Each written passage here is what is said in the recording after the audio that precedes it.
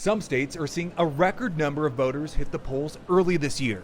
While many Americans are casting their ballots weeks before election, there are some challenges linked to early voting.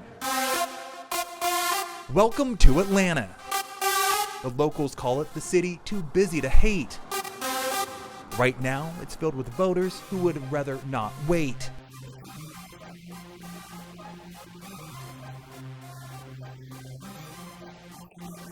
A record number of voters turned out during the first day of early voting in Georgia this year, including first-time voter Tim Crane. I stood there for about 4 hours, but I wasn't mad. I was kind of excited to go ahead and see what voting was like. Long lines at the polls and broken voting machines were issues for thousands of Georgia voters on primary day back in June, which raised questions about what it would be like when it came time for this year's presidential election. This time, in an effort to avoid long lines, thousands of voters flocked to the Atlanta Hawks State Farm Arena, which was transformed into the state's largest early polling precinct. Some showed up ready to time any potential delays.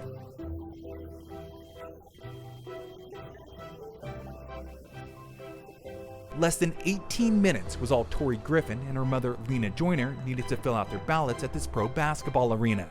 She'll follow you. She'll tell you where. Atlanta Hawks basketball coach Lloyd Pierce moved from the sidelines on the court to the front lines of this early voting site. Just doing my duty, trying to help making voting easy for everybody. According to the U.S. Elections Project, more than 10 million Americans cast their ballots within the first 24 hours of 2020 early voting, a number that shatters the 2016 turnout. While many people tout the benefits of early voting, experts warn there could be some challenges. Political science expert Dr. Robert Prowse explains. If something happens between now and Election Day that could fundamentally change people's minds, they're already going to have their ballot in. Prowse says early voting could change the dynamics of this election and alter the time frame for when ballots are counted. The big issue is going to be on that Election Day because most states don't allow for county clerks to count ballots until Election Day. And so you have all these ballots that still need to be counted all at once. Despite any perceived challenges, many voters are still showing up early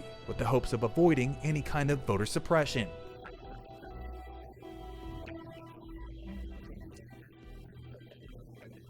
Decisions that will impact the future of our country, as Americans in Atlanta can't wait to make their votes matter, even with Election Day just a few weeks away. I'm Kai Beach reporting.